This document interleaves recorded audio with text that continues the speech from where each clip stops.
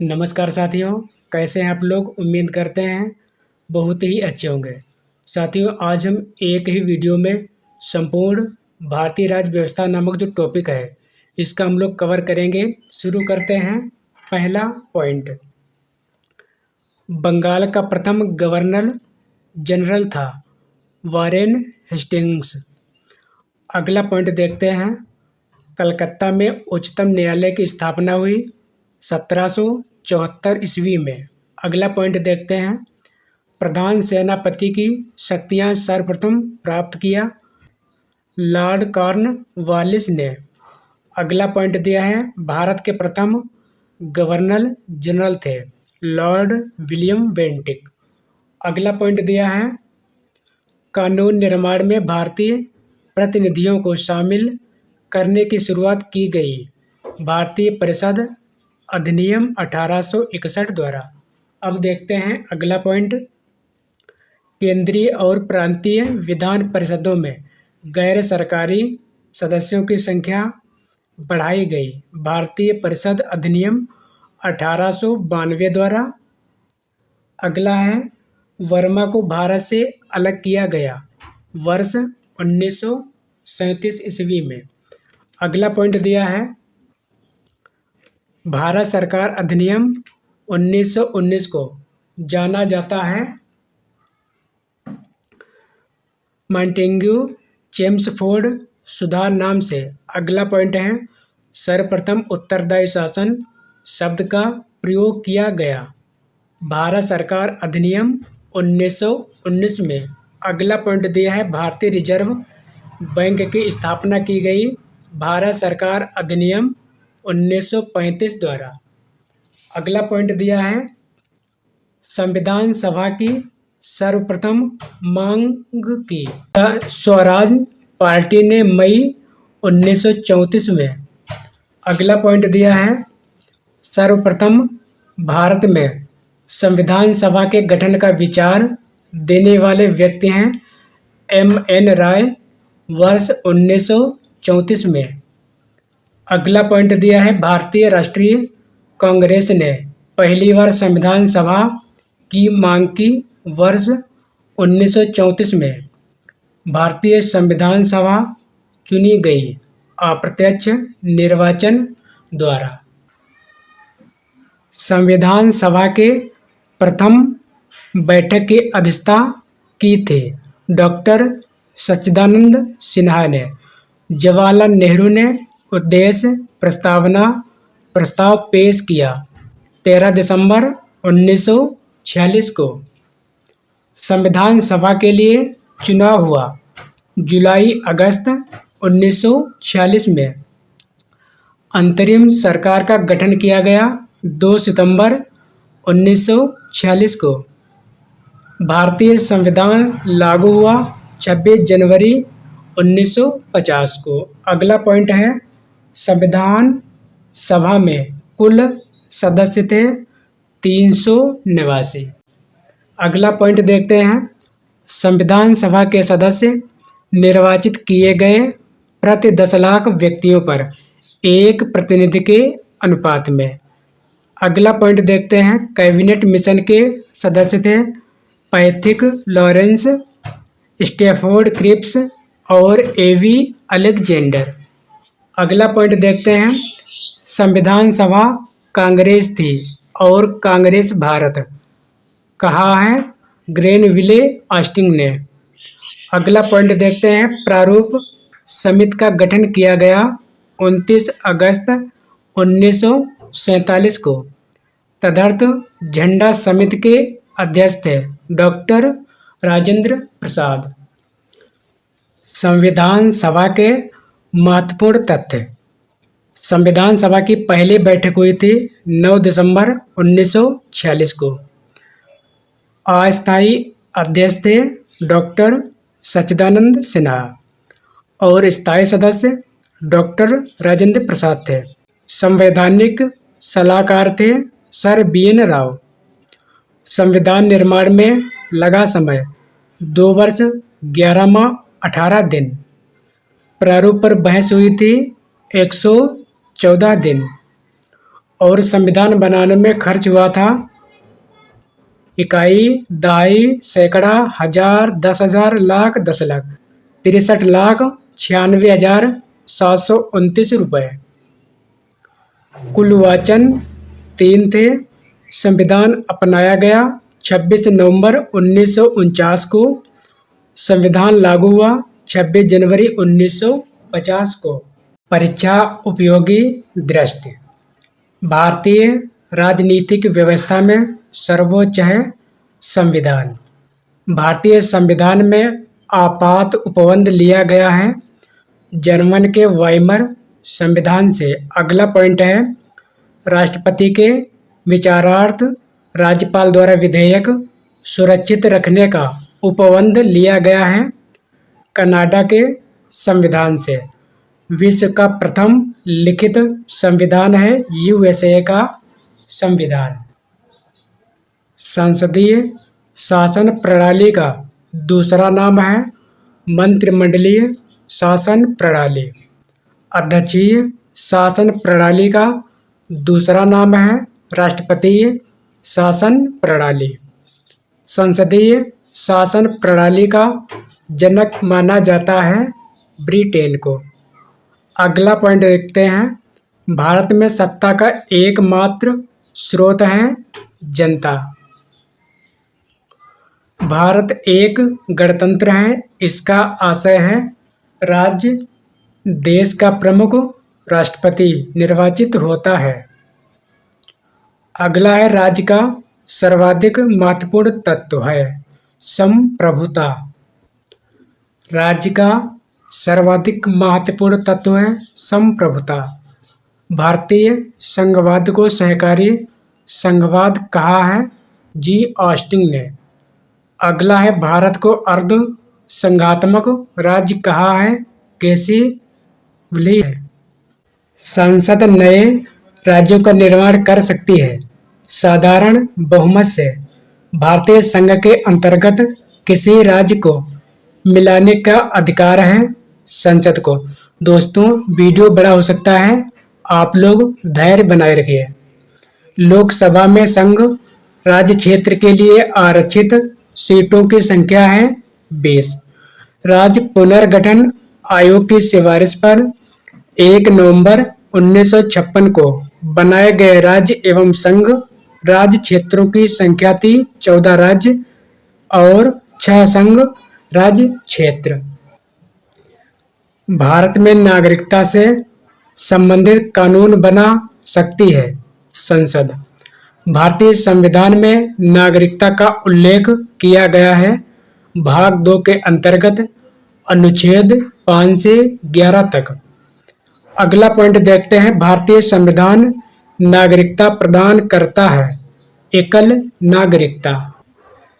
America में नागरिकता प्रदान की जाती है दोहरी नागरिकता। भारतीय नागरिकता अधिनियम 1955 के अनुसार पंजीकरण द्वारा भारतीय नागरिकता प्राप्त करने के लिए भारतीय मूल के व्यक्ति को भारत में व्यतीत करने होंगे 7 साल। महत्वपूर्ण तथ्य। पुरुष और स्त्री दोनों को समान कार्य के लिए समान वेतन संबंधी प्रावधान है अनुच्छेद 39D में। 42वें संविधान संशोधन 1976 द्वारा जोड़े गए मूल कर्तव्यों की संख्या थी 10। संविधान में 11वां मूल कर्तव्य जोड़ा गया। 86वें संविधान संशोधन 2002 द्वारा। स्वर्ण सिंह समिति में अध्यक्ष समेत सदस्यों की कुल संख्या थी 12। मौलिक कर्तव्यों को प्रभावी बनाने के लिए गठित समिति का नाम है JS वर्मा समिति 1999 में। 86वें संविधान संशोधन 2002 द्वारा जोड़ा गया मूल कर्तव्य है अभिभावकों द्वारा 6 से 14 वर्ष तक के बच्चों को शिक्षा का अवसर प्रदान करना। भारत की तीनों सेनाओं का प्रधान सेनापति होता है राष्ट्रपति। किसी भी भौगोलिक क्षेत्र को अनुसूचित क्षेत्र घोषित करने का संवैधानिक अधिकार है राष्ट्रपति के पास। भारत का राष्ट्रपति अपना त्यागपत्र दे सकता है उपराष्ट्रपति को। दिल्ली और पुडुचेरी विधानसभाओं के निर्वाचित सदस्यों को राष्ट्रपति के निर्वाचन मंडल में शामिल किया गया। 17वें संविधान संशोधन 1992 द्वारा राष्ट्रपति का पद रिक्त होने पर भरा जाना चाहिए। पद रिक्त की तिथि से 6 माह के भीतर। राष्ट्रपति की मृत्यु, पद त्याग या पद से हटाए जाने के कारण रिक्त पद पर कार्यभार संभालेगा उपराष्ट्रपति। यदि उपराष्ट्रपति न हो तो भारत का मुख्य न्यायाधीश। लोकसभा में धन विधेयक प्रस्तुत किया जाता है राष्ट्रपति की पूर्व अनुमति से। राष्ट्रपति को प्रधानमंत्री से सूचना प्राप्त करने का अधिकार है भारतीय संविधान के अनुच्छेद 78 के तहत। अगला पॉइंट देखते हैं। निर्विरोध राष्ट्रपति निर्वाचित होने वाले देश के एकमात्र राष्ट्रपति हैं नीलम संजीव रेड्डी।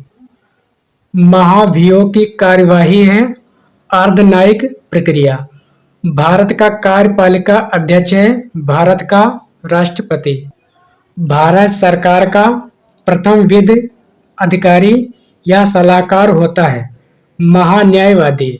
महान्यायवादी अपना पद धारण करता है राष्ट्रपति के प्रसाद पर्यंत। संसद के किसी सदन का सदस्य न होते हुए भी सदन की कार्यवाही में भाग ले सकता है लेकिन मत नहीं दे सकता।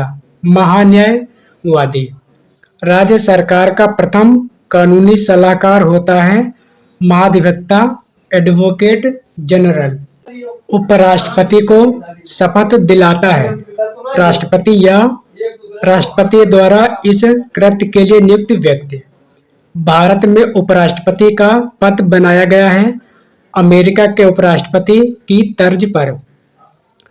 आधिकारिक क्रम में उपराष्ट्रपति का पद आता है राष्ट्रपति के बाद।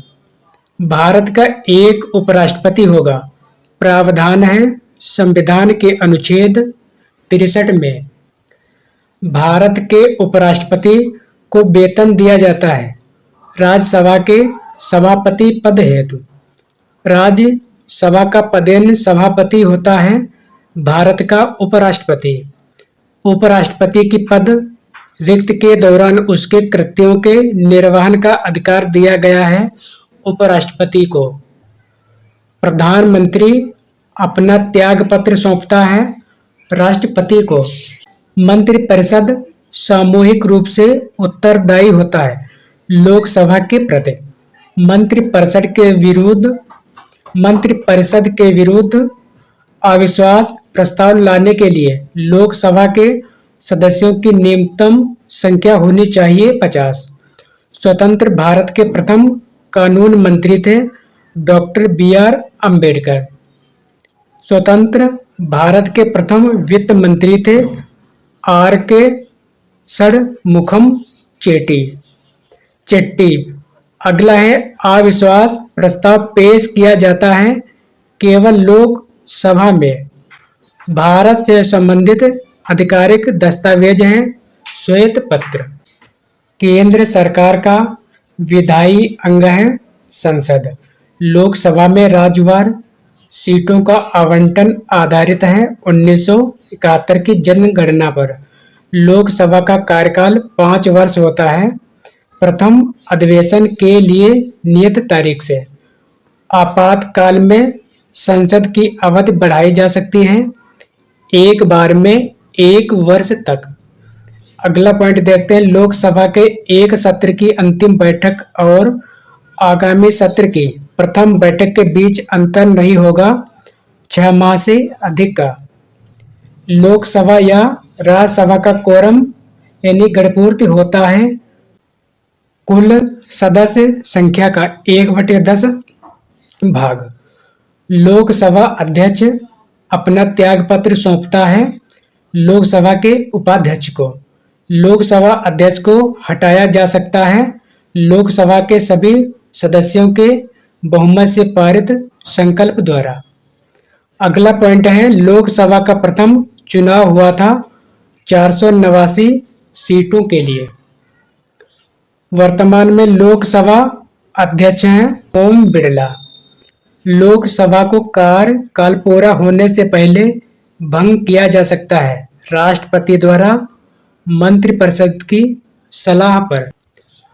लोकसभा अध्यक्ष अपने निर्णायक मत का प्रयोग करते हैं केवल टाई की स्थिति में। आम चुनाव के बाद नवनिर्वाचित सदस्यों को शपथ दिलाता है प्रोटेम स्पीकर की नियुक्त करता है लोकसभा के संदर्भ में राष्ट्रपति और विधानसभा के संदर्भ में राज्यपाल। लोक लेखा समिति के अध्यक्ष की नियुक्ति की जाती है लोकसभा अध्यक्ष द्वारा। सामान्यतया लोक लेखा समिति का अध्यक्ष नियुक्त किया जाता है लोकसभा से विपक्ष के किसी सदस्य को। लोक लेखा समिति अपनी रिपोर्ट सौंपती है लोकसभा अध्यक्ष को। भारत सरकार ने वन संरक्षण अधिनियम पारित किया वर्ष 1980 में। राष्ट्रपति द्वारा राज्यसभा में मनोनीत किए जा सकते हैं 12 व्यक्ति। प्रथम अभिनेत्री जो राज्यसभा के लिए नामांकित की गई थी नरगिस दत्त। राज्यसभा के 2/3 सदस्य सेवानिवृत्त हो जाते हैं प्रत्येक 2 वर्ष की समाप्ति पर। राज्यसभा के सदस्यों का कार्यकाल होता है 6 वर्ष। कोई विधेयक धन विधेयक है या नहीं, इसका निर्णय करता है लोकसभा अध्यक्ष। संसद के दोनों सदनों के संयुक्त बैठक की अध्यक्षता करता है लोकसभा अध्यक्ष। राज्यसभा का गठन हुआ था 3 अप्रैल 1952 को। राज्यसभा की प्रथम बैठक हुई 13 मई 1952 को। अवशिष्ट विषयों पर कानून बना सकती है संसद। धन विधेयक पुनः स्थापित किया जा सकता है लोकसभा में। अगला पॉइंट दिया है, संसद के सदस्यों के विशेषाधिकारों तथा उन्मुक्तियों को निर्धारित करता है अनुच्छेद 105। संसद या विधानसभा के किसी सदस्य की सदस्यता तब समाप्त समझी जाती है जब वह बिना सदन को सूचित किए अनुपस्थित रहता है लगातार 60 दिनों तक। भारत की संचित निधि से धन निकालने के लिए पारित करना पड़ता है विनियोग विधेयक। उच्चतम न्यायालय ने संविधान के मूल ढांचे का सिद्धांत प्रतिपादित किया केशवानंद भारती वाद में 1973 में। भारतीय संविधान का संरक्षक तथा अभिभावक कहा जाता है सर्वोच्च न्यायालय को। संविधान की व्याख्या करने का अंतिम अधिकार है सर्वोच्च न्यायालय को।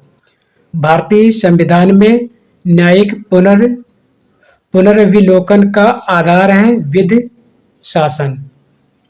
उच्चतम न्यायालय में न्यायाधीशों की संख्या में वृद्धि करने की शक्ति निहित है संसद में। उच्चतम न्यायालय के न्यायाधीशों के वेतन का निर्धारण किया जाता है संसद द्वारा। अनुच्छेद 125 फर्स्ट। सेवानिवृत्त होने के पश्चात सर्वोच्च न्यायालय के न्यायाधीश वकालत कर सकते हैं, किसी भी न्यायालय में नहीं। भारत के सर्वोच्च न्यायालय के कार्यवाहक मुख्य न्यायाधीश की नियुक्त करता है राष्ट्रपति। अगला पॉइंट देखते हैं, सर्वोच्च न्यायालय के कोलेजियम में मुख्य न्यायाधीश के अतिरिक्त अन्य वरिष्ठ न्यायाधीश शामिल हैं 4। केंद्र और राज्यों के बीच होने वाले विवादों का निर्णय करने की भारत के उच्चतम न्यायालय की शक्ति आती है मूल अधिकारिता के अंतर्गत। उच्चतम न्यायालय की अब तक की सबसे बड़ी पीठ 13 न्यायाधीश गठित की गई थी केशवानंद भारती वाद 1973 में। वह अनुच्छेद जिसके अंतर्गत उच्चतम न्यायालय में सुधारात्मक याचिका दाखिल की जा सकती है। अनुच्छेद 142 उच्चतम न्यायालय से विधि के प्रश्न पर राय लेने का अधिकार है राष्ट्रपति को। उच्चतम न्यायालय ने न्यायाधीशों की नियुक्ति के लिए कोलेजियम व्यवस्था को अपनाया वर्ष 1993 में। जनहित याचिका की माता के नाम से जाना जाता है पुष्पा कपिला हिंगोर रानी को। उच्चतम न्यायालय और उच्च न्यायालयों के कार्यवाहियों की भाषा है अंग्रेजी। पंचायती राज प्रणाली को संवैधानिक दर्जा मिला 73वें संविधान संशोधन अधिनियम 1992 द्वारा। पंचायत में महिलाओं को 1/3 आरक्षण का प्रावधान है अनुच्छेद 243(3) के अंतर्गत। पंचायती राज व्यवस्था प्रभाव में आई 24 अप्रैल 1993 से।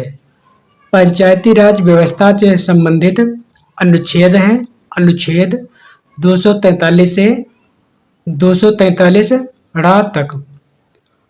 अगला है 2 अक्टूबर 1959 को पंडित जवाहरलाल नेहरू द्वारा पंचायती राज व्यवस्था का उद्घाटन किया गया नागौर राजस्थान से।